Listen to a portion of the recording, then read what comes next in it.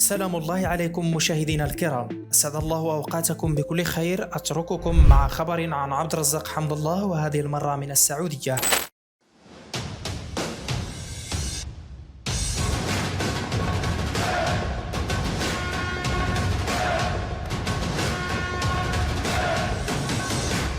حيث نشر الإعلامي السعودي خالد البدر تدوينة على حسابه الشخصي بتويتر مفادها أن حمد الله لن يتواجد مع المنتخب في مونديال قطر رغم الاعتذار. ونقرأ في الخبر أن الإعلامي الرياضي السعودي خالد البدر أكد عبر حسابه الرسمي على موقع التدوينات القصيرة تويتر اليوم الثلاثاء أن عبد الرزاق حمد الله لن يتواجد ضمن قائمة منتخب المغرب في كأس العالم 2022. وأشار خالد البدر إلى نقطة غاية في الخطورة على قائمة العميد، بأن حمد الله لن يشارك مع نادي الاتحاد بعد مونديال قطر عند استئناف البطولات المحلية. وكان عبد الرزاق حمد الله تعرض للإيقاف لمدة 4 أشهر من لجنة الاحتراف السعودية بتهمة التفاوض مع الاتحاد خلال الفترة المحمية من عقده مع النصر.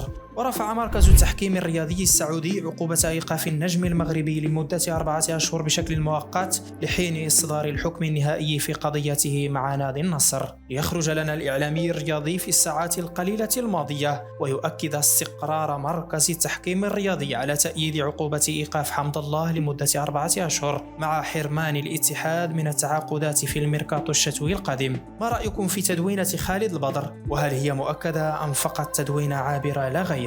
من منظوري الشخصي لا أرى أن العقوبة ستؤثر على حمد الله ومشاركته في المونديال إذا تم استدعاؤه طبعا من قبل وليد الركراكي، مع العلم أنها موقوفة التنفيذ. حتى وإن تم استئنافها فسيكون ذلك ما بعد المونديال.